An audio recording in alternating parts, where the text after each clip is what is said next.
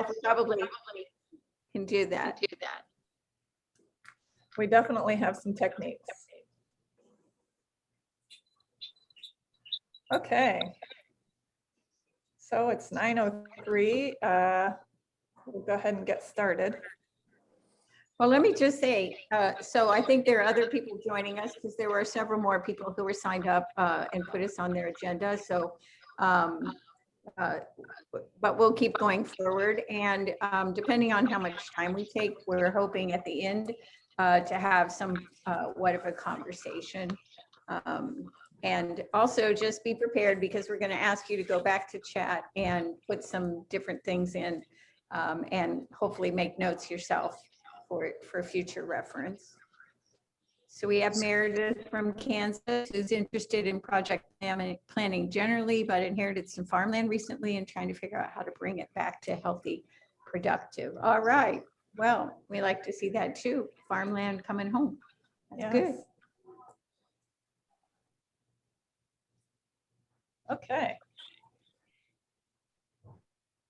So thank you for coming this morning to our presentation. And we hope you learn lots of things. And if you have any questions, if you wouldn't mind saving them for the end, and then we'll try to answer them and we can have a conversation. So I am Annie Warmke.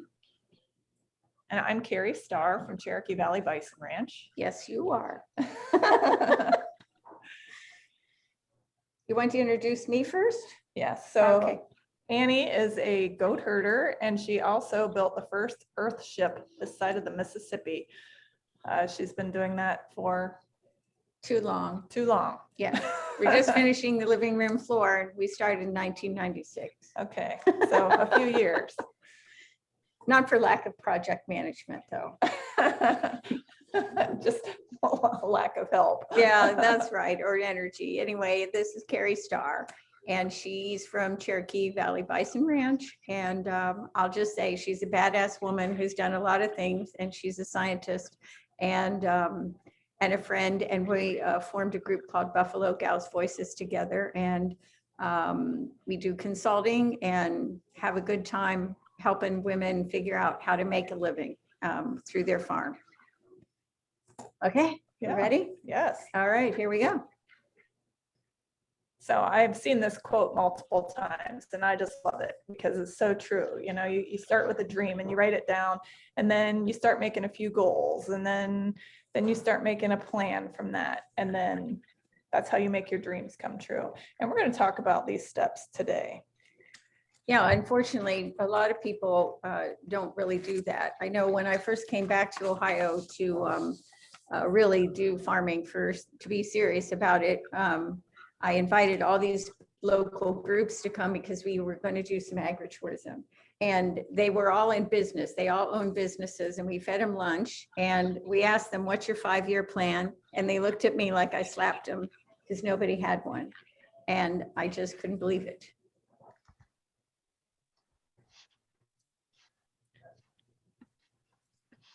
So I have a dream. So do you have a dream? I hope so. Do you have a vision? I hope so. But what comes after that? It's not enough. So planning can be overwhelming. So I always start with a vision statement, even with a project. And it could be, I want to raise bison or construct a fence or build a hip campsite, teach other women how to make a living, whatever that is. And most recently, I have started a food forest project, and it will be the work I will do forever, I'm sure. And we have a vision statement, and we have a board that's helping me with this project. And this has been extremely helpful. It gives you direction so that you know, at least you hope you know where you're going. So once you have a vision, so you have your dream and you have a vision, sometimes you don't know what you need to know. So, you know, what things do you need to know in order to start making that vision happen? So maybe you want to build a fence. maybe you don't know how to build a fence. So there are lots of resources out there. You could attend a webinar and a workshop, which y'all are checking those boxes today. There's lots of YouTube videos. Back when I first got into farming, there was no YouTube. So we were just out taking field trips and we would drive around and look at other farmers' fences and kind of be like, how the heck did they do that? And so after multiple trips, we got it figured out. Of course, lots of books out there that on the subjects of a lot of things. And then, and what we really enjoy is networking. And so call on your network. Is there somebody who knows how to do what you want to do? So that's They've already made the mistakes. yeah. And a lot of times their vanity is happy to help them tell you how not to do the same thing. So what's your vision? And again, the vision is not quite the same as the mission. It's to think about where you want to be in your life over the next 5 years. So what's that going to look like? And then we're going to talk about how you get there. But if you haven't done that, you're kind of like Christopher Columbus, because he didn't know where he was going when he set out. He didn't end up where he was supposed to be. He didn't get the treasure. He didn't know where he had been when he came back, and he did a whole lot of really serious damage, killing people and all kinds of things. So let's not be Christopher Columbus. We want to make a living at what we love to do, and maybe that's your mission statement. And then your vision statement is, the way I'm going to do that is I'm going to have a food forest. And this is a picture of my brand new food forest, which is clay ground sitting on about all of it is sandstone directly underneath. So we're starting to build compost. So that's part of our vision, is that in 5 years, we will have a beautiful compost looking place for all the plants that will be in the food forest indoors. So if you're thinking about a project that you want to work on, do you have a vision or a goal or a dream? And if you do, you can drop that in the chat box. Yeah, and it's a good idea to do that right now, because you're maybe thinking about it, or you just have an idea. This isn't something you're writing in stone, I don't think. It's just put it down on paper. The brain, once you've written it down, the brain has it kind of an indelible ink in your brain, and then you'll remember it. And if you don't want to share, we'll just move along, but maybe write it down on your own paper or something like that. Okay, so what's your mission? And that's what we're going to talk about today. So in 2006, I went to dinner at Ted's Montana Grill in Columbus, Ohio, and I tried bison for the very first time. And it was one of those light bulb moments. It was like, oh my gosh, this is so delicious. I'd like to be able to eat this all the time. And then the light bulb went off, and it was like, well, I live in the middle of a farm. I could raise bison.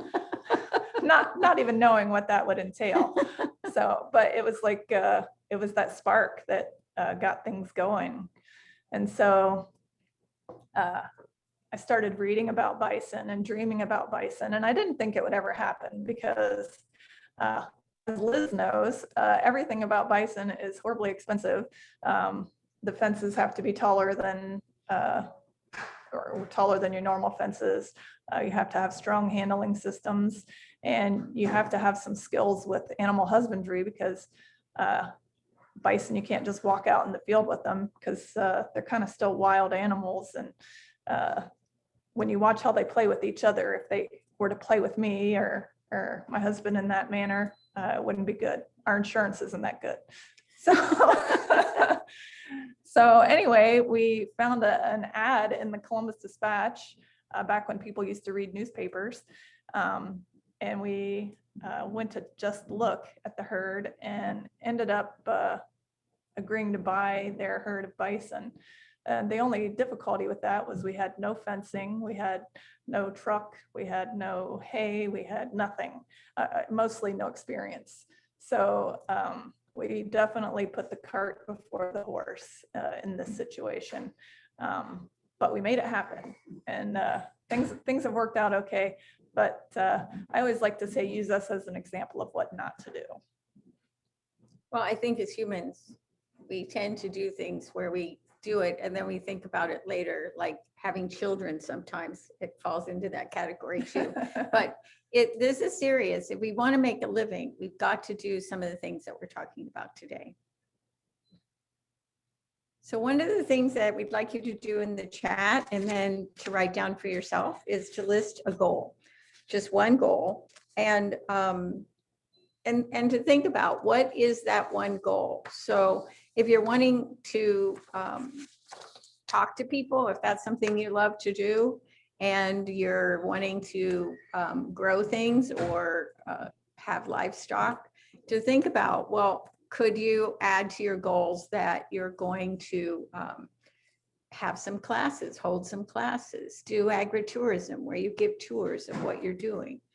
All of these things are value added so that you move beyond just let's make rows of things and grow them, or let's have some livestock in a pasture, to expanding and using all the resources you have, which is the land, the insects, the critters, your knowledge. Maybe in another life you were an instructor, or maybe you don't know how to do that. So there's where your network comes in. Ask how to do that. So we're going to take a few seconds, and we'd like you to put something in there in the chat about what one goal would be, and this will help us to frame more of what we're going to talk about today instead of just using our own examples, which we have plenty. We've had plenty of challenges and plenty of victories, and that's what, more victories than challenges. So that's the good news. Yes. So I see, I love native plants and talking to people about native plants. Well, that's a great start.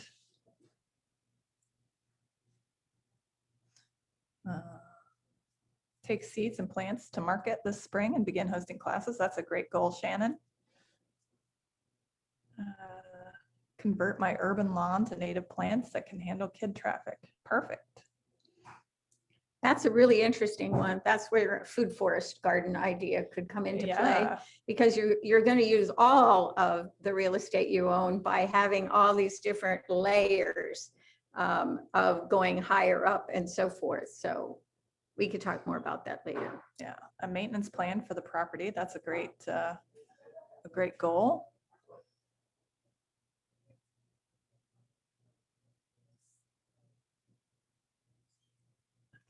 A booth at my local farmers market.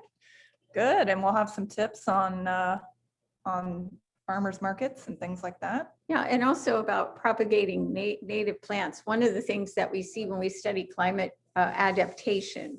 So I'm not going to talk about climate change because we all know that's already in the works. But climate adaptation is that there's going to be a real need for plants to be propagated and moved further or into other climate areas. And so if you know how to propagate plants, even at a small scale, there are going to be markets for that. And people love to learn how to propagate.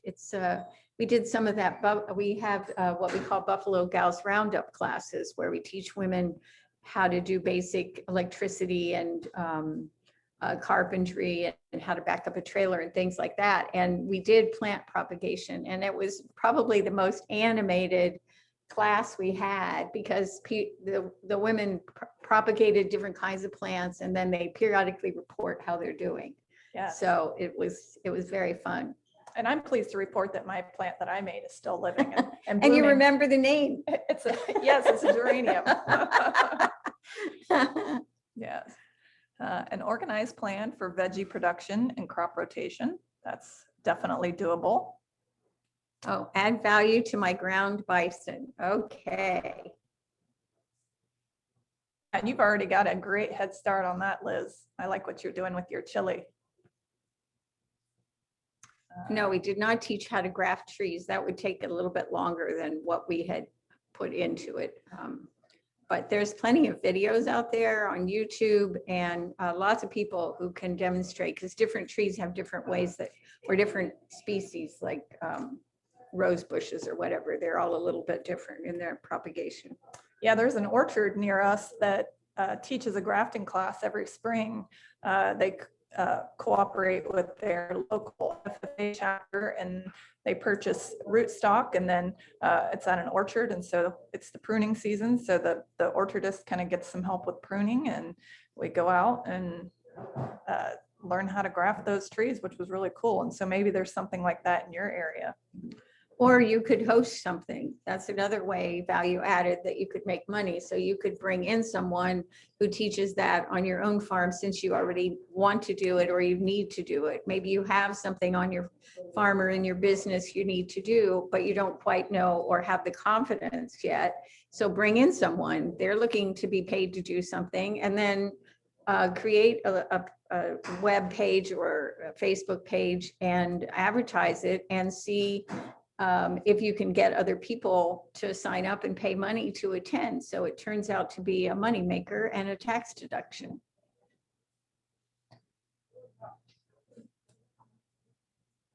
Nice. Okay, so how will you reach your goal? So a lot of times when you're looking at your goals, it's a lot like, how am I going to eat this elephant? Who could eat that elephant? I It's know, so that one's cute. really cute. That's a good choice on one hand, sad choice on the other. But you have to eat the elephant one bite at a time. And that's how you have to approach your dreams and goals, just one step at a time. So the difficult part, though, is figuring out where to start. Like if you're starting from nothing, then it's hard to decide where to begin. So we're going to help you out with that. You know, the first time, I think I was about 19, and my first mother-in-law, who was a farm woman, she taught me how to make a list. And you and I talk about this often, because I was in shock in a good way, because I thought, a list, I have so much anxiety about all these things I want to do and that I have to do. And then suddenly the list made it all make sense, and it made it seem like, all right, I can do that, or I got to get rid of something. So list making is vital in project management. Okay, so how do I achieve my goal? I have to do research. I have to know my subject. I have to know what the rules are if I'm going to break them. That's the big one, especially with the government, because they have all kinds of regulations, things you would be shocked about. And I'll give an example. So we do workshops, and we used to have people come for a week and stay overnight, and we fed them. And that was all part of the fee. So we got a note from the health department saying that we had to, that we needed to be inspected, because we were serving food and charging money, which wasn't exactly, we were in this gray area. So we found out that we weren't breaking the law, but we needed to have a little sign that said, we are not required by Ohio Revised Code, like something 37, to have a license, because we didn't provide more than 35 meals. And so suddenly we weren't within the law, and then we made this tiny little frame and we were within the law. And then we wrote back and we said, well, if you have questions, you know, you'll have to write them down. And if you want to visit you ask other questions, you'll have to come back again. So we need to know what those guidelines are, and we need to be clear about what we're going to do with those things. Because in my network, I can go to people and ask them, what do you think about this? Or I don't know what I'm doing, and I don't need to reinvent the wheel, especially when it comes to rules. I'm good at breaking. Annie likes to break rules. It's my life. Okay. So initially, I like to start with a budget, because I want to know if I'm going to even be able to afford what I'm thinking about. And if you can't afford it, then we do have some suggestions on how to fund your dream. But so anyway, you need to start making a budget. So you can start thinking about how much does it cost and how much time is it going to take, because that's also a major facet of it. And everything always costs more than what you think it will, and it takes longer than what you think it will. And then you have to think, is there a market for what I want to do? Because if there's not, then, you know, I know that one movie, I can't remember the name of it, but they say if you build it, they will come. Oh, Field of Dreams. Field of Dreams, yes. So, that's not always necessarily No, true. it's not. It's not. It's hardly ever true. Like 10 years ago, my husband and I were both trying to make it on the farm. And so we built like this kid area. We bought a pony and we were going to do pony rides, and we bought straw and we made a corn sandbox and all of these things. And we constructed this fence and we had a gate, and it was like, that's to hold back all the people that are going to come to the farm and want to go and play on this playground. And nobody ever showed up. Timing was not good because that was before Facebook was really huge, and before the internet was easily accessible, and before everybody had a smartphone in their pocket. And so getting the word out about that was not easy. So yeah, if you build it, they won't necessarily come. You have to make sure there's a market for what you want to do, and you have a good plan for that. Well, because your goal needs to be in your vision and your mission, I'm going to make a living. And that is not about how, like working 80 hours a week and I got $50 for it. That's not what we're talking about. We're saying working a normal amount of hours. Maybe there are times when you have to work more, but that you actually have a market that pays you what you're worth for what you're doing. Sounds unrealistic, but it is not. So how much money and how much time do I have now? So that's really important to understand. Where am I? I just did a consulting project with a woman who had no idea how much debt she had. And she didn't want to have a conventional job. She wanted to move on to something else. And that basically involved farming. And it's like, wait. And so when we started looking at her debt and what she wanted to do, and then how much she had to have each month, it was overwhelming. She burst out crying. I felt terrible, but it was real. And so if you want to make a living, you got to know, and you also have to know how much time do I have now? So maybe you have to work a job off farm and in order to meet your expenses. And, and maybe you have a lot of debt like this person had. So what's it going to cost? We can't always know because, prep time takes a lot of time. The actual project, not that much. Cleanup takes a lot of time. So how much time is it going to cost you? Because that is really valuable to know. If it's your life, like we live where we work, maybe that's not so relevant, but it's important to know because we need to know what it's costing us to do this work, to know if we're actually making a living. And then where's the money and where will the other resources come from? And so we'll talk more about that in a little bit, but the reality is we need to be realistic because maybe we only, in eating that elephant, we just have one little chunk. And then we have another chunk, and then we have another chunk. Because what we say in our business, in my business at Blue Rock Station, is when we started, people would say, oh, are you making any money? We say, oh, we're right on target. So the first year we bled like crazy, meaning we made no money, we used savings. The second year, we didn't use quite as much of our savings, but we were still bleeding all over the place. And then the third year, we saw we could almost break even.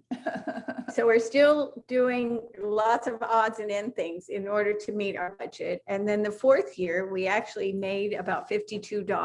Wow. But the fifth year, we made $60,000. Wow. So it started to pay off, but we were working all the time. We gave these agri-tours and tours. We were open all the time because we wanted to understand what people wanted. And they'd show up right at lunch every time. Of course. So it got to be very aggravating, although my husband thought it was lovely. He just loved to talk to everybody, which was shocking too. I never knew who knew he was going to talk that much.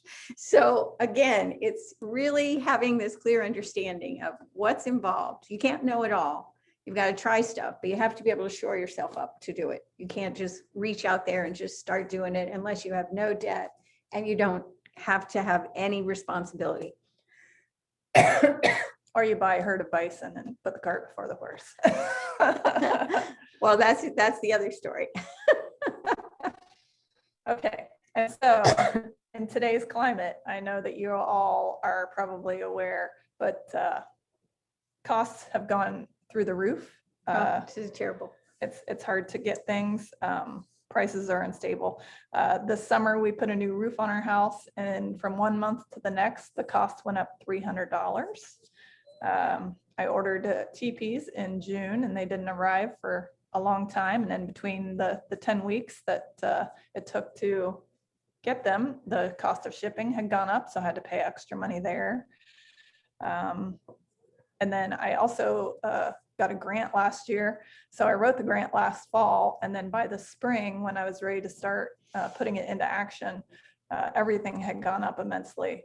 So you have to kind of add in an additional percentage, and I'm not sure at this point what that is, because it seems like prices are just going up, up, up exponentially. So make sure you build in a buffer if you're planning. Well, one thing I would say about that too is that we try to say in our budget planning, because you don't know what things are going to cost, you know what they've cost in the past, is to add another 20%.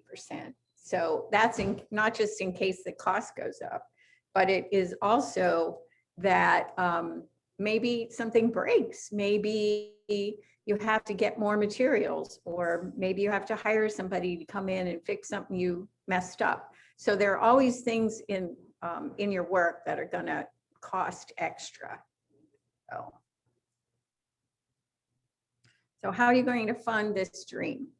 And that is the big question that holds everybody back to some extent. And maybe that's a good thing, but then some point you got to start putting one foot in front of the other. Okay, so here are some funding options that are available. You can use your personal savings, which we did when we were starting our Bison Dream. I took a cash advance against my 401k. The USDA offers, they have microloans, which is anything under $50,000. And I utilized that for a number of years. I bought another herd of bison. I basically did like an operating loan for the farm, and that's very low interest, and it's really good for beginning farmers. So, and they consider a beginning farmer anybody between 0 and 10 years. And we've graduated to using an actual agricultural lender now, but the USDA is really good for people who maybe have poor credit and can't get credit anywhere else. Not that I'm advocating for debt, but sometimes you have to. We had to buy a tractor a couple years ago, and so it just makes more sense to purchase new, and we got a really good deal on our financing. Plus, you got to have a plan for how you're going to pay it back as quickly as possible. Right. Yes. And then credit cards, which I don't advocate for that, but it is an option. So I know, let's see the next slide so I don't get ahead of us. One of the things that I was going to talk about too, this is through the USDA, but the Natural Resource Conservation Service, which is a branch of the USDA. And then in your own county or nearby county, there's also the Farm Service Agency, the FSA, which is the local branch of the USDA. So the thing that I would say about EQIP is that there are certain rules, and they do vary slightly from one locale to another, one state to another. But as a woman, you are considered underserved by the USDA. So that gives you a few points. And so whatever it is you want to apply for. So for example, I got money to a certain percentage of the cost of installing fence because I wanted to do more pasture rotation. And I got money for water so I could have water in my fields with frost-free spigots.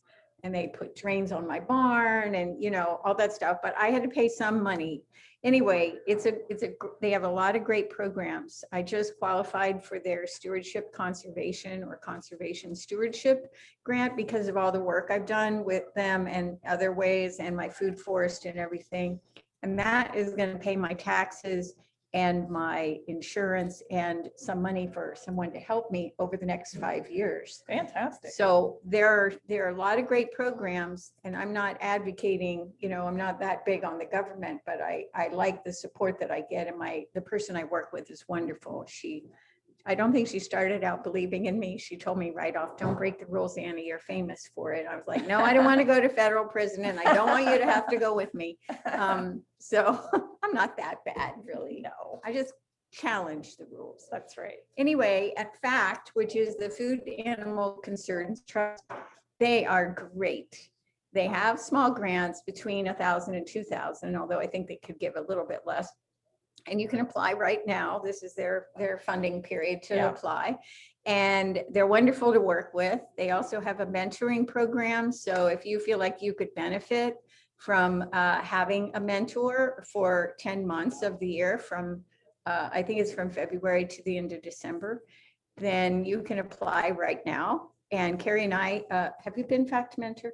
I have not, but I did sign up to do that this year. So I've been a mentor with them since they started their program, I think. And I love working with primarily women that are involved as mentees, as they say. And then, and they have incredible webinars, just really great webinars. And they have a whole library of webinars. And we've taught some webinars for them separately from our farms, our own experiences. And I just think it's a great group, and they're wonderful to work with. And then, of course, if you're a veteran, there's all kinds of assistance out there. You just need to look it up. Yep, I already talked about EQIP. Okay, EQIP. Okay. Yeah.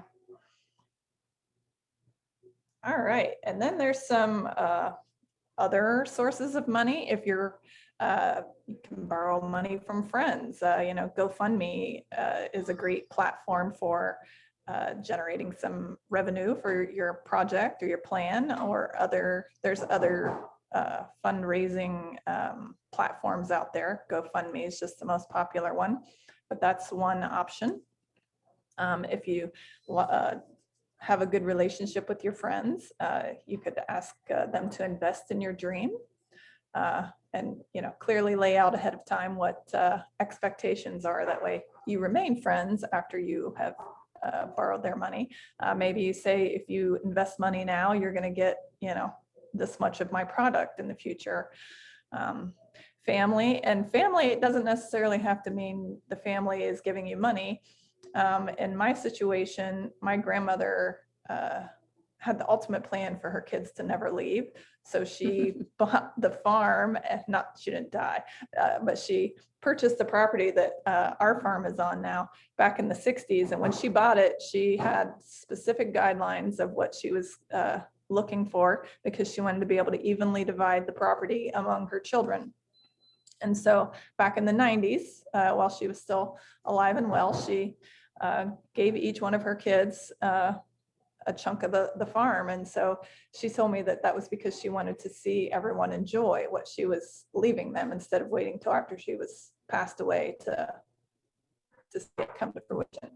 So thanks for my grandmother's vision, I'm able to make my dream come true, because I don't have a bunch of land debt. So I just want to jump in here and say too, this is where the storytelling is so important, the ability to effectively tell your story. Because when I would come back to, I've not raised money from friends or family or crowdfunding before, but I have been very effective at telling my story.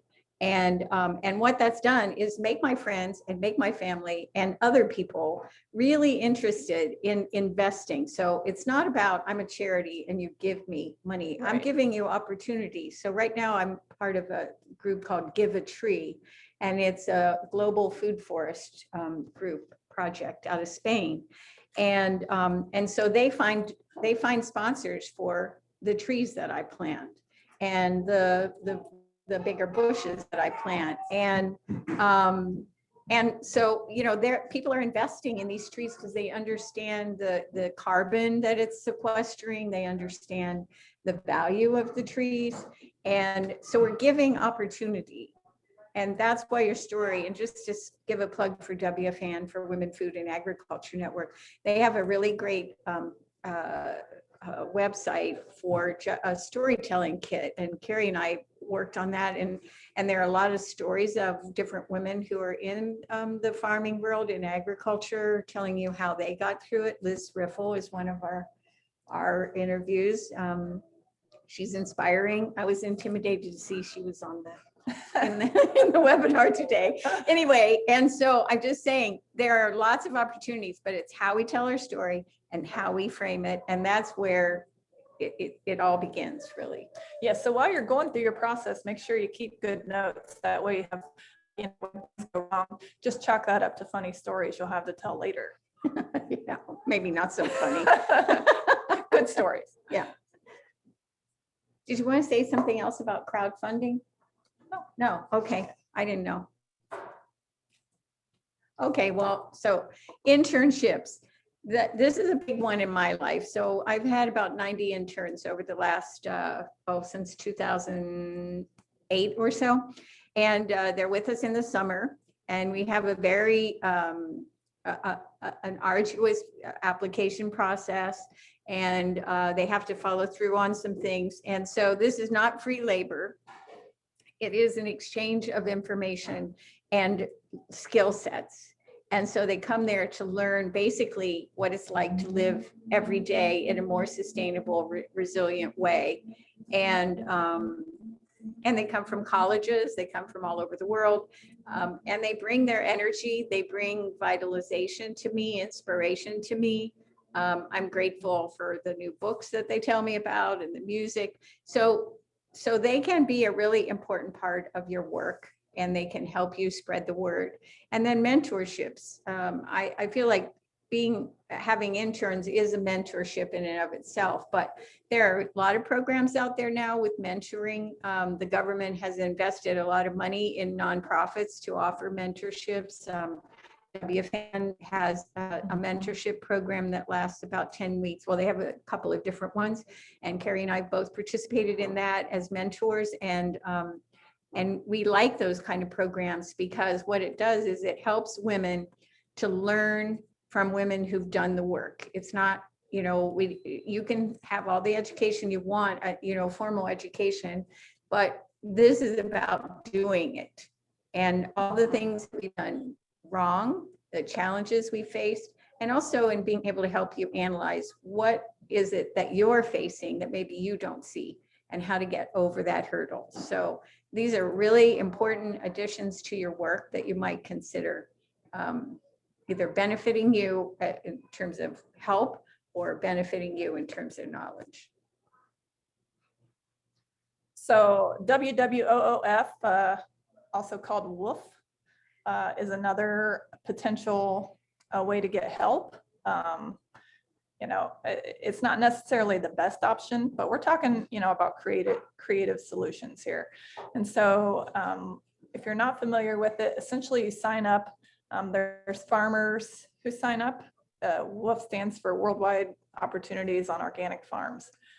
And so there's farmers that have listings, and then if you're looking to learn something, or perhaps you have skills that you want to share with someone else and want to travel, WOOF is a great platform for that. In 2013, we were broke, and we wanted to go on vacation. So we spent the money to join WOOF, and we ended up going to a farm down in Chesapeake Bay, down in Virginia, and spent several days. And I think we got a good deal too, but we knew more than they did about what they were doing. And so we built, they were looking to haul some pigs to the processor, and they had a flatbed trailer. So because we were the kings and queens of cheap, we looked at all the materials they had laying around, and Viola, in a few days, we had a nice pig hauling trailer that got their pigs to the processor. So anyway, it's a fun thing, and it could be a little bit of work if you get people who don't know what they're doing coming to your place, but it's definitely a creative solution. Well, I think you want to do what I suggested before is that you would have an interviewing process and you wouldn't just take any old person. But the other thing is, this is another example where your ability to tell your story is important because there's a lot of competition now. Back when we first started doing Wolf, I think in 2007, there were only a few farms around in our region actually, but now there are quite a number. But it is a good group and you can find some really great folks, and you can become friends for life because they really contribute a lot to your work. Yeah. So labor exchange, there are labor exchange groups out there. They're not mentorships or like Wolf or anything like that. They're mainly young people that are looking for a free holiday. And I'm not saying that in a bad way, but that's really what it's about. And I have not had a good experience with labor exchange, even though people would say, oh, I have experience with blah, blah, blah. They mainly turned out to be very difficult people and not the same as some when you're in a mentoring or an internship, but I'm not saying that's true for everybody, but they're out there. So there's some other creative funding options. This group that I captured one of their Facebook posts. So they put it out there that someone could sponsor a fence post. So they're also bison farmers. And so they're looking to build their operation. And so they said they were going to put that person's name on every fence post that they purchased. So I love this. I think that's a really great creative idea to help make your dream happen. Advertising. So a few years ago, we wanted to plant a pollinator patch at our farm. So I had this cute t-shirt design in my mind. And so we used an app called Bonfire. And so I created the t-shirt and then I put it out there on our social media that, we're doing this little fundraiser. And so they got a t-shirt and then we got a little bit of money from the sale of that t-shirt. And so I didn't have to invest the money in the t-shirts up front, go to the printer and have them made. So they were like print on demand. So that was a nice way to make a few extra dollars. And again, with this post about the fence posts, that's calling on your community. And that's why it's really important to have a really good network. You think of it as just out there having fun, hanging out with the people that like to do what you want to do.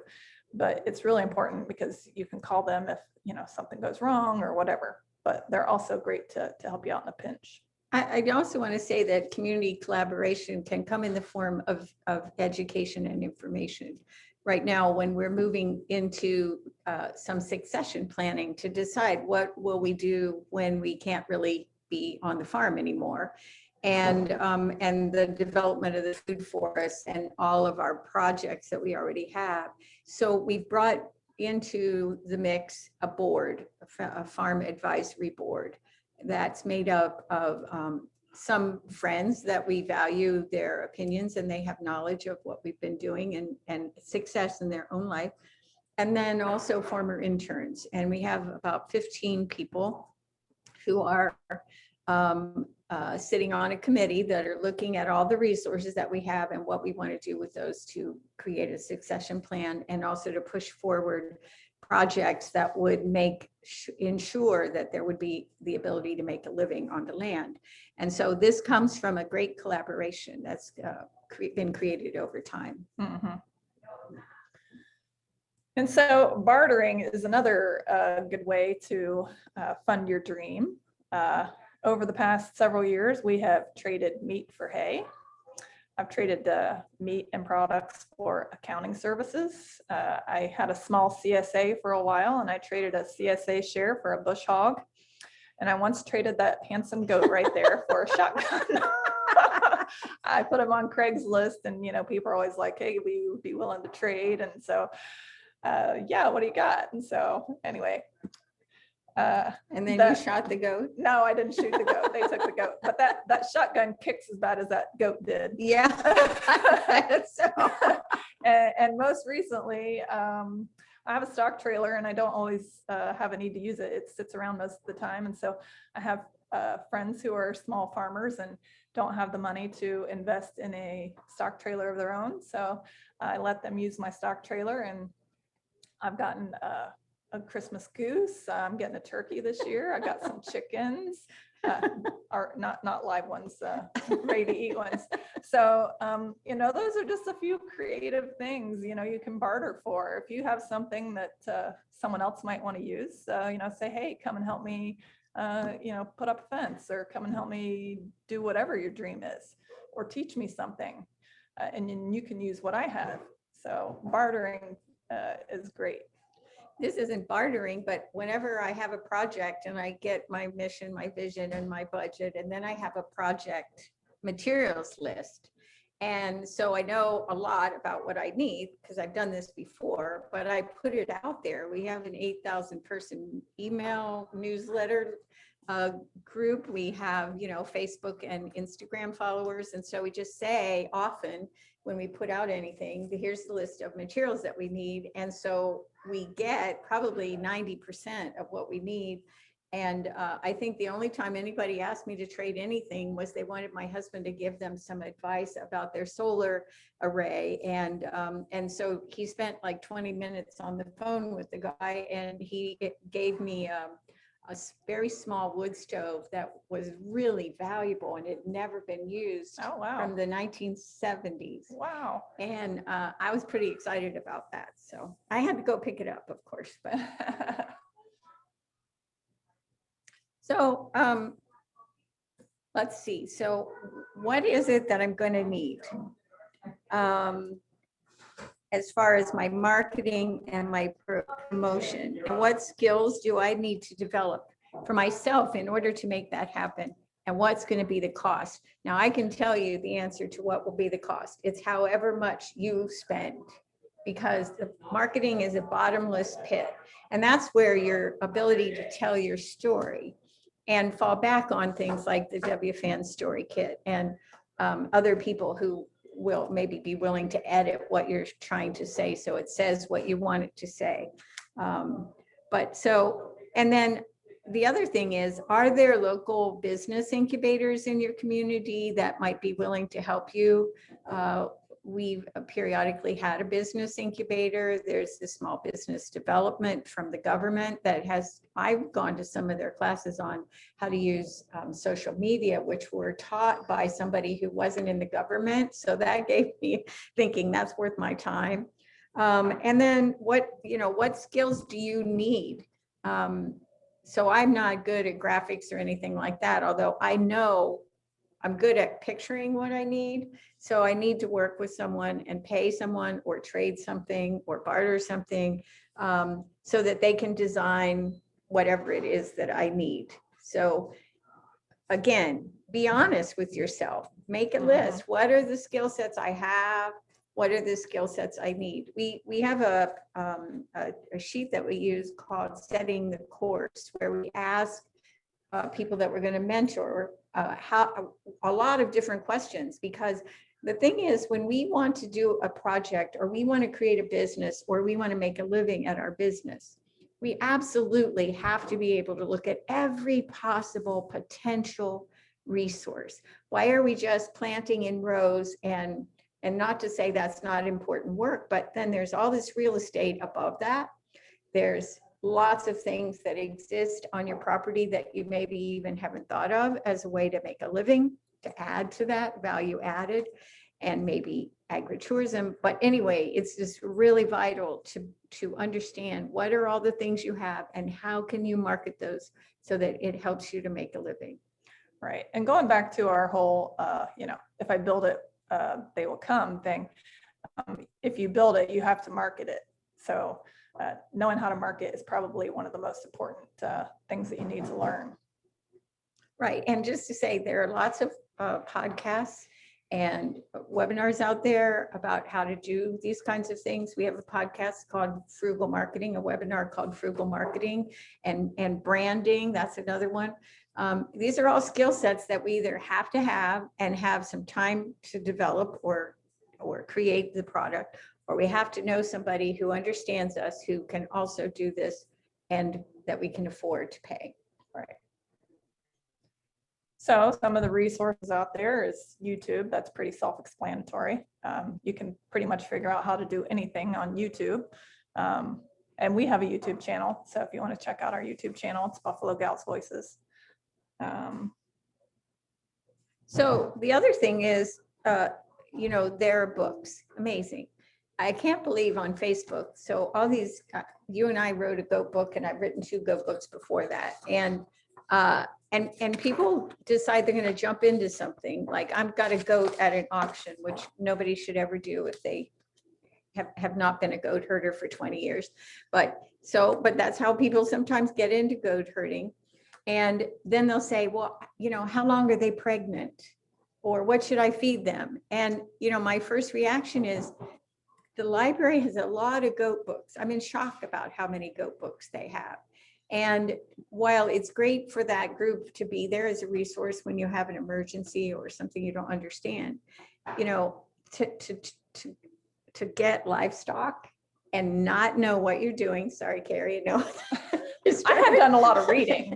Yeah, so and you're a scientist, so I get that, but these people are not scientists, and it's just really sad because the books that are out there, and you don't even have to, you know, read the whole book. You can just scan it and voila, you got something. So it's super important to look at books, to look at blogs, to read blogs, podcasts, all that kind of stuff. Yeah. And so associations, I'm getting ahead of myself. you are. I'm on a roll. So there's a lot of great associations out there that you can be a member of. And, you know, it seems like an expense, but I think it's a worthwhile expense because you get so much in return. And again, to harp on the networking, I think that's probably the most important part that you get from belonging to an association. You know, you can call up and say, how do you do this? And that kind of thing. I have this problem. Can you help me? They have a lot of educational materials that you can access a lot. And like WFAN, you're attending a webinar conference this morning. So a great resource, but I can't sing the praises of your association for your thing enough. Well, also Facebook is a version of that networking. So True. A lot of these pages that are about farming or livestock or whatever, or guardian dogs, they have archives with really incredible information. So it much better than sometimes the stuff that people post on social media is total BS. And it makes me crazy, the things they tell people to do, and people just go off and do it, then they kill their animal. Anyway, so I started to say, but I got ahead of myself, story of my life. Blogs are really great because they can be informative, they can be fun. You can really make some good connections that way and find out more resources. Definitely podcasts. I know a lot of people listen to podcasts and religiously listen to podcasts, and they're everywhere. So, and even Carie and I have podcasts as country gals. So yeah. Pinterest, I know Carie loves Pinterest. What do you use Pinterest for? I post recipes for our bison meat on Pinterest. So I like to be on Pinterest anyway, so I figured I may as well make it part of my work. So I just save recipes on this board, and then there's things you can do with Pinterest as far as marketing and whatnot. I haven't really gotten into that because there's only so many hours in the day, and I pretty much wear all the hats at the farm. So in the morning when I'm sipping my coffee, I'll just dump recipe ideas into Pinterest, and then later when I'm looking for a post to put on Facebook, I'll tap into that Pinterest list of things that I have. So, and recently we've been building a hip campsite, and so I've gotten lots of inspiration from the pictures on Pinterest. Yeah, I think that's what it's really about. I've used it that way too. I don't really look at it often, but when I'm looking for ideas, I find it to be a giant library for that. Yeah, I'm a very visual person, so yeah. I like that. And then of course, Facebook groups, there are plenty out there. pick your poison, as they say, and take it for what it's worth. But just remember that a lot of people enjoy being the expert and they aren't, including me sometimes. So, but it is a good resource, a great way to network. Yeah. So as your dream begins to take shape, so what are some platforms that you might want to utilize to help market your business? I mentioned on the last slide that we built a hip camp site. And so, I mentioned that 10 years ago, we kind of had the dream about the barnyard playground. And we had purchased a teepee back then as well. And we were going to rent it out. And we just didn't have the platform to make it happen. So now we have these beautiful teepees that people have been clamoring to come and camp at our bison farm. So Hip Camp is an excellent platform. They offer insurance. They do the marketing for you, basically. Of course, they take a little chunk of what you make, but that's to be expected. They collect the money. They send it to you every week. They provide insurance for your Hip Camp site. And so I really like it. And it's really helped get this dream off the ground. Airbnb is another possible platform you could use. And not only if you want to have stays at your place, but you could offer experiences. So say you have Airbnbs in your area, you put a listing called, I think it's called experiences, I can't remember, but you can list that on the Airbnb platform. And when people are traveling to your area, they'll look and see what experiences are in the area. So you could offer this experience to people that might want to come and take advantage of what you're doing.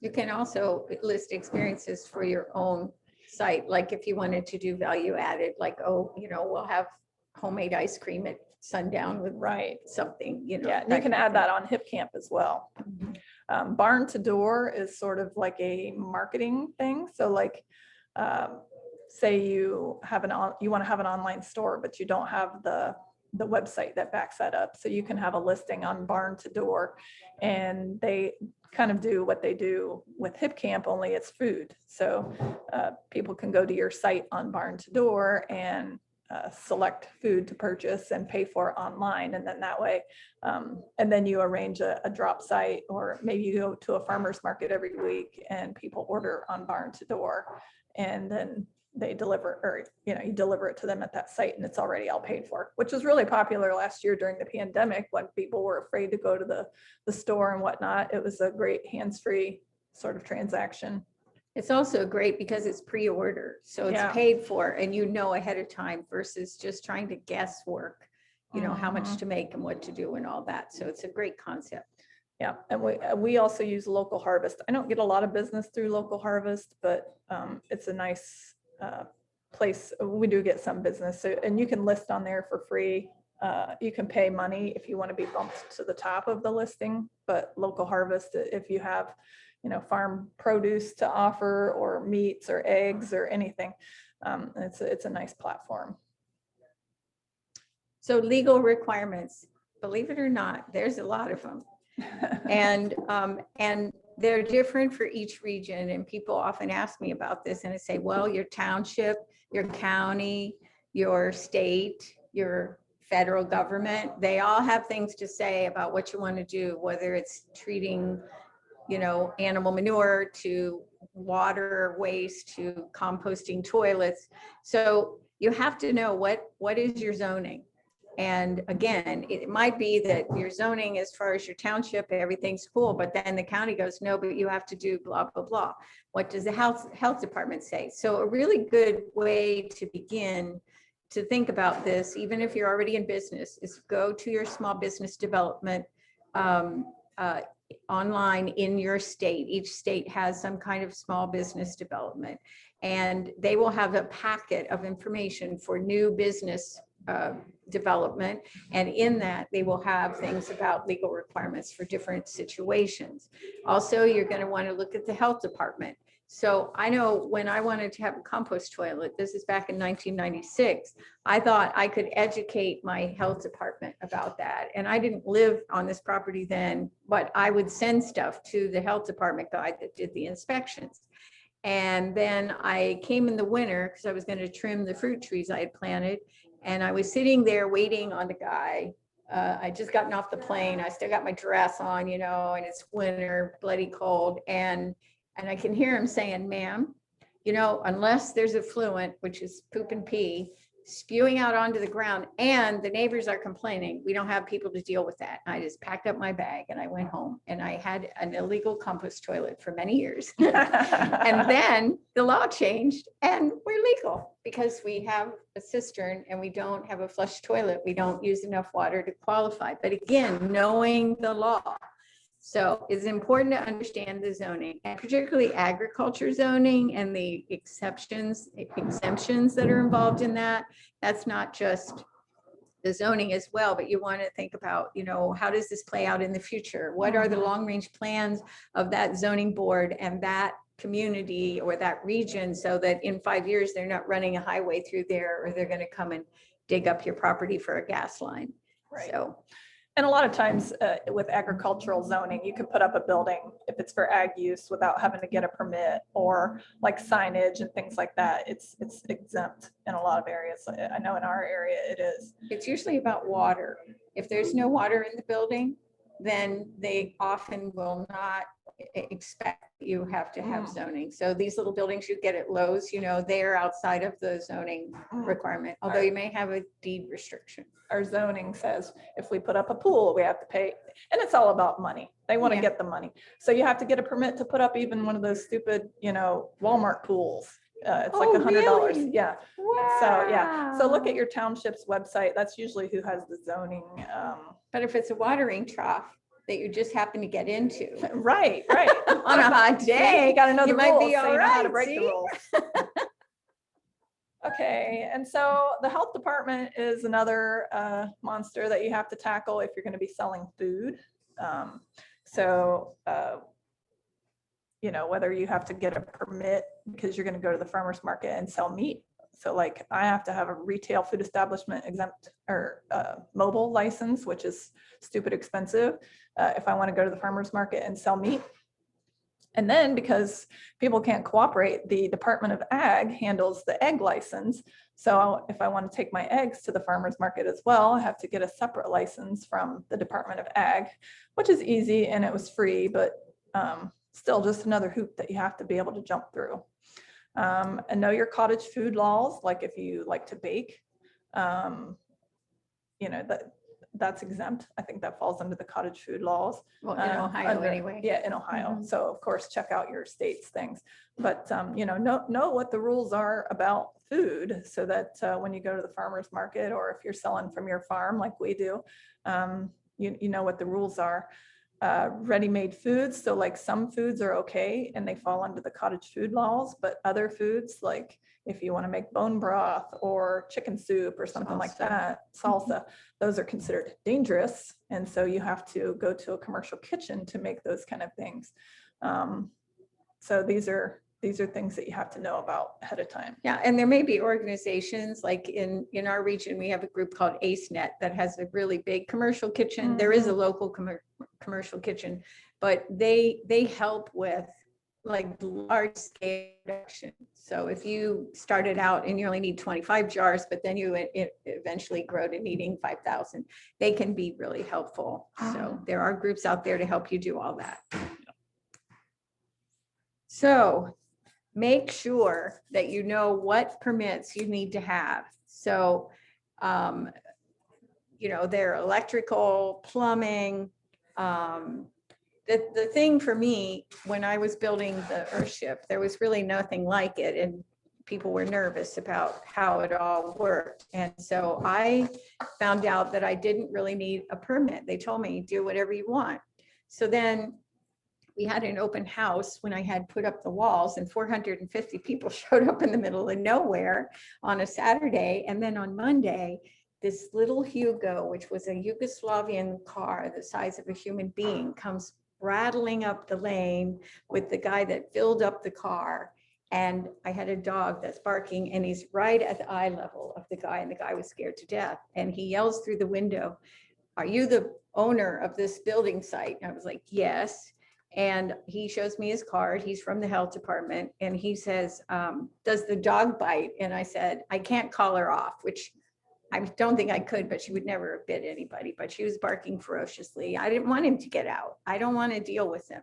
So he shows me this picture of this 1950s little tiny house, and there's an X at the bottom of the middle of the bedroom windows. And he says, "Is that where your septic stub is?" And I looked at him and I was starting to say, "Well, my house doesn't look like that." And then I said, "Yes." And he said, "Fine." And he left, and I never heard from him again. And I did have a stub, honest to God. I wasn't lying, because I'm not going to go to hell for lying. But I could have been lying. Yeah, you didn't even look. Yeah. So I think you have to know what the rules are if you're going to break them. And I don't want to sound, ornery about it, but I am, because I don't really want to be under the radar, or I want to be under the radar. So I don't want to mess up with selling food, though. I want to get that part right, because I don't want to ever make anybody sick. And and if you're going to do things like farm to table dinners, if you're charging money, there's probably some kind of permit you have to have. If you serve alcohol, for example, for an event, you can have a 1-day permit, which costs a small fortune, or you can apply for some kind of a license to serve drinks. So again, knowing all these things, they all add value and they all add money, or they all take money. Right. But if you get dinged, you don't want to end up on the front page of the paper, like Liz Rifle's business saying, so-and-so was poisoned, or they broke the rules and now we're going to force them to dig up their entire septic tank. You just don't want that kind of PR. Although any publicity is good publicity, right? Well, if you get a picture, a picture. You're in the newspaper. Yes.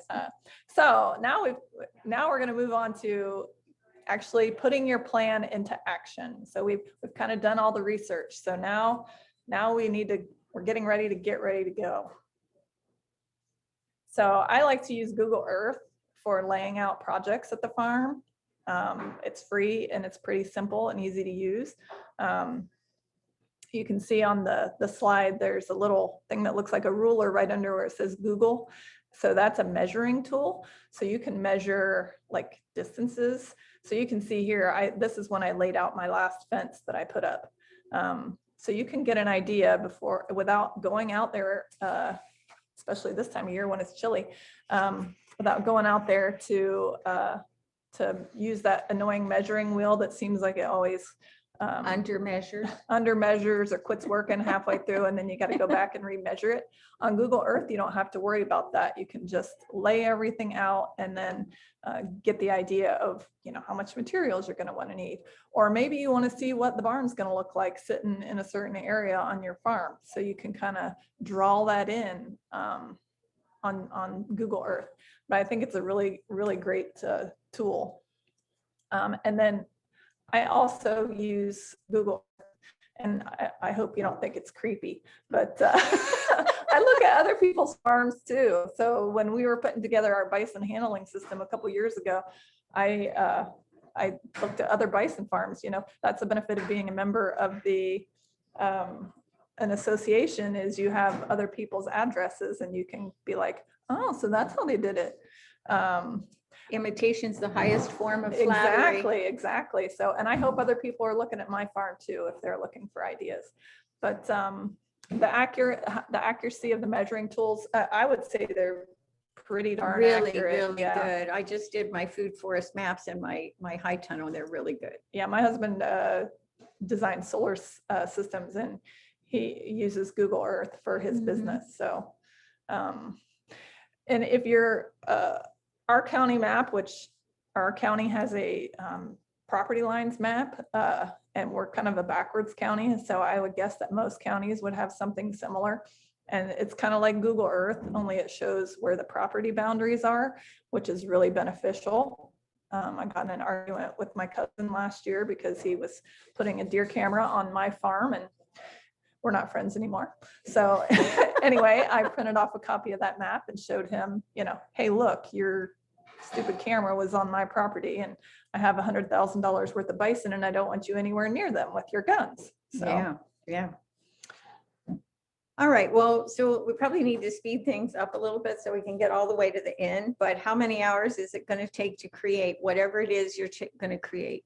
And whether it's a marketing plan or whatever it is, it's going to take time. And that is important because those are hours that are taken away from earning money somewhere else.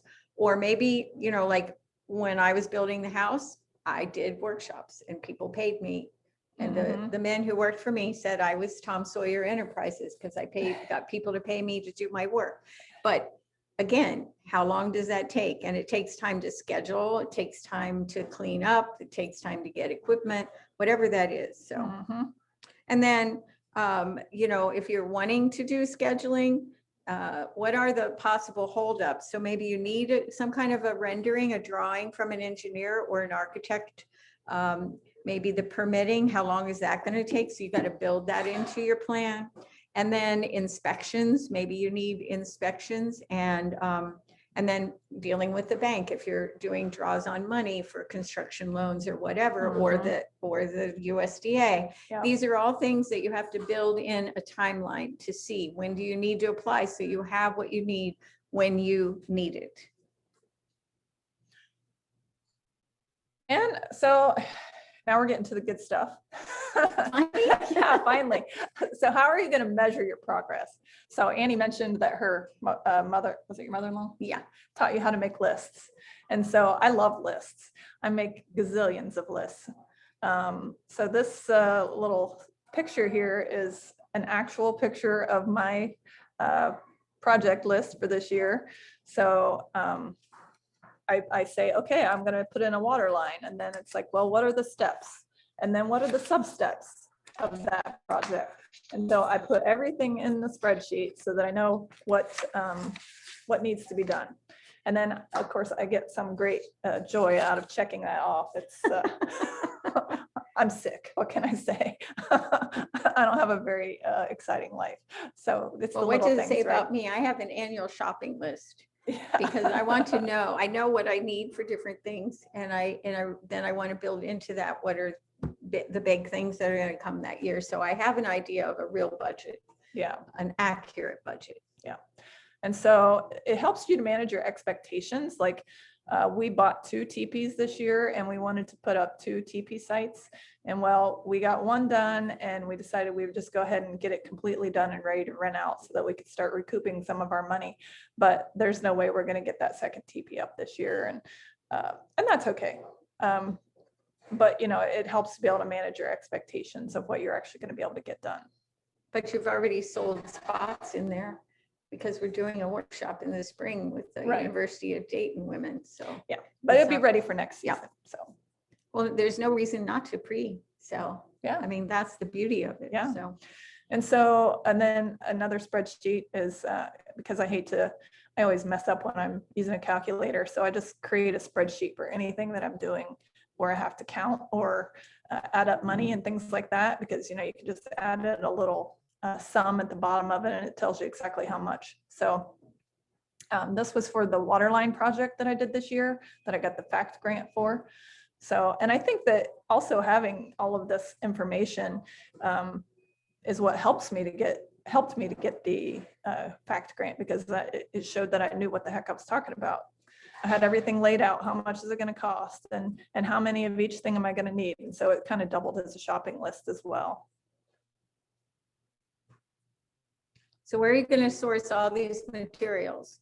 So, well, I already talked about asking everybody and even people you don't really know, but know you for, share your list. But box stores are the place that I avoid most of the time. I really don't want to, when you vote with your dollars, you're donating your dollars, you work hard for them. And I don't want to work hard to donate my dollars that are not local. So I prefer things like thrift stores and local auctions. We also have a produce auction, so I source food from there. Habitat for Humanity has restores everywhere now.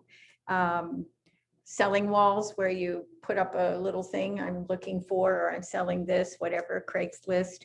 And then, of course, farm supply stores.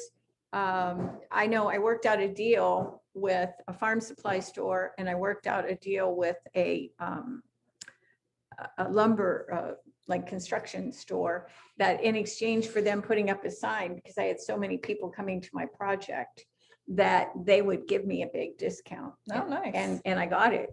I also asked once if I could teach a little workshop, and they paid me to do a workshop. Oh, Well, I just talked to the manager. mhm. So, but sourcing the materials is really important. So you might say, all right, I'm going to tear a building down. So I did do that. I tore down 9 barns, but you've got to have the ability to move that material. You've got to have the ability to take it apart and not kill it, and then move it. Then you've got to be able to store it so it lasts and it's not deteriorating.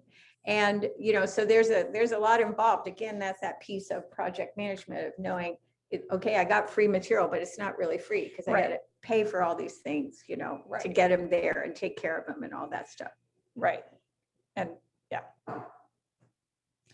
So, and then you have to say, are there lead times? And now in the time that we're in, when, you know, there's cargo ships sitting out in the bay, you know, you have to think about lead times. So when I ordered my teepees this year, we ordered them in June and they didn't arrive until August. So I was kind of behind the 8 ball of even getting one up and functional this year. We spoke with another, he's a customer of mine. He's a roofer, and he does commercial roofs. And he said that it's 180-day lead time on one roll of rubber roofing for his business. And then other things are 6 to 12 months out. So those are things to keep in mind when you're doing your plan. So who's going to assist you? Now, this is important, because if you're going to do a project in agriculture and you're dealing with somebody who doesn't know anything about agriculture, and you want that person to be your contractor, your attorney, your accountant, your inspector, your engineer, there's a learning curve there. So you really need to understand, who are these people? And the best way to find the best people is ask in your network. Right. Okay, did you use this person before? Where, okay, their price seems a little high, and then the person says, oh, no, it's really worth it. Or don't use that person because they cheat you, or they don't show up, or whatever. Right. And then, of course, the idea that you must call before you dig. And it's the law, because if you mess up, you're going to pay for whatever you messed up. Yeah. So we were building a little adobe building on another place down the road from where we are. And we had called oops, and they, in theory, had marked it. But then the amazing thing was, we hit a gas line. And everybody was totally freaked out. But the one thing I learned from that is that if you have a problem like that, you can call any utility and they will help you. They're like, no, don't. I was trying to call the right one. And they're like, don't worry about the right one. We'll take care of it. And somebody from the utility showed up in 30 minutes. That's good. Okay. And then think outside of the box for getting help. Volunteer labor. And so I'll use this other bison farm as an example. They got all their materials, and then they called on their network, and all these people showed up and helped them put up a pasture, which I thought was just amazing. So, and we've done this before too. I had a friend that was getting into farming, and she didn't know what she was doing. And so we would go over and help her out. And a lot of times you can get a bunch of people to show up if it's, you know, you need labor, offer to buy them some pizza and beer, and they'll work all day for that. Although your insurance company may not like it if you're feeding people alcohol, because there could be potential accidents. So keep that in mind. Yeah. And as Annie mentioned, you could have a class and have people pay to help you work on your farm. They're going to learn something, and then you're going to make a little money from it and get the job done as well. And yes, you can have a copy of the slides. And this is being recorded, so it'll be available on the WFAN website in, I would guess, a week or two. And then you can get mentees to come and help you. Actually, one of the mentees that I had from WFAN is on this, Shannon. And although she never did come over and help me, so Aw. Shannon, step it up, okay? Oh my gosh. I'm just kidding.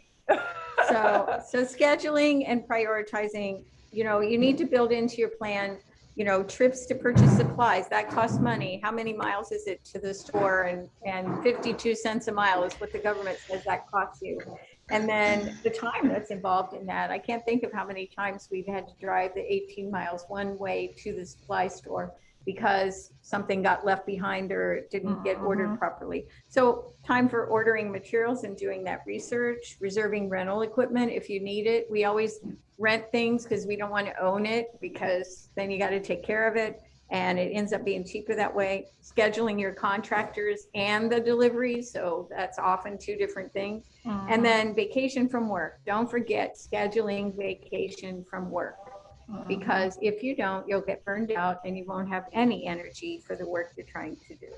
Or like when we were building fence, we would take vacation from our day job and build the fence because that way we had a nice solid chunk of time to work and didn't have to worry about, Only you would take vacation for work. I would take a vacation from work to work. And then the holiday weekends. So most of the rental companies in our area, if you rent something over a holiday weekend, you pay for one day and then get 3 days. Now, if it's an equipment that has an hour meter on it, and you go over the 8 hours, you'll be billed a little bit extra for that. But that's really okay because you have to pay delivery fees and things like that. So since the unit is already at your farm or your site, you may as well make the most of it, even if you do have to pay a little bit extra. Okay, so here we are. Yes. So when I was in high school, I was a nerd and I didn't go out. So I watched Saturday Night Live. And this guy, Stuart Smalley, he had low self-esteem, but he would sit in front of the mirror and he would say, I'm good enough, I'm smart enough, and doggone it, people like me. So you're good enough, you're smart enough, and people like you too, and you can make your dreams happen. So, but you're the leader, and that's where the buck stops. And that's the one thing you got to remember. If you don't have leadership skills, it's probably not going to succeed unless you find somebody in your network to help be the leader.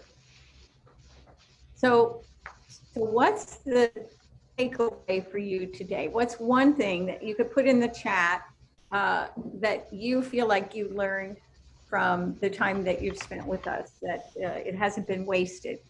We like to ask, what's your rose and your thorn, but we don't have time to really talk that much about that. But what's something that you feel like you learned today, and we'll share that. So just stick it in the chat. One thing I learned today is that it took a lot longer to talk about this than I thought it would. Yeah, I was counting on it being 45 minutes. So sorry if we kept you all too long. Well, we're almost at our time. Very good. Yes. Composting toilets rule. They're really great.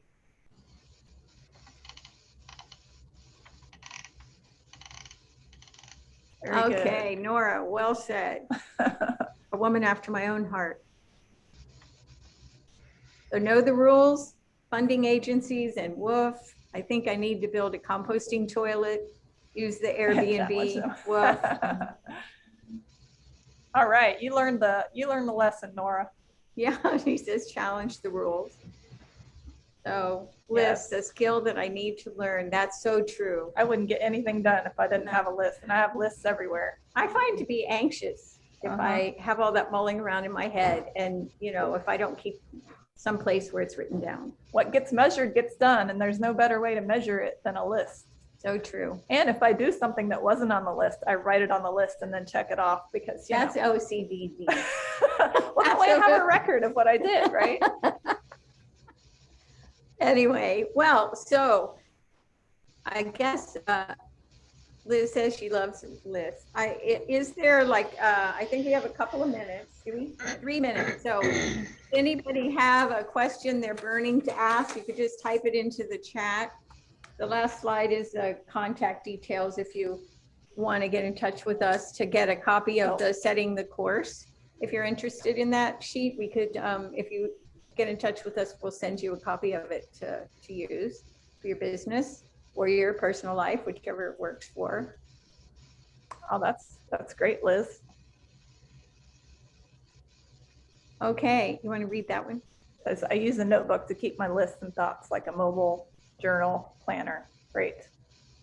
And then Susie says, plan your work, then work your plan. That's the truth, That's isn't great. it? That's Yeah. very succinct. So, well, we appreciate your patience of sitting through this with us, and just remember it is recorded, so the WFAN will make that available at some time after the conference. And we really encourage you to join WFAN if you're not a member, and go back to the storytelling kit and see if you can find some things that help you in your work.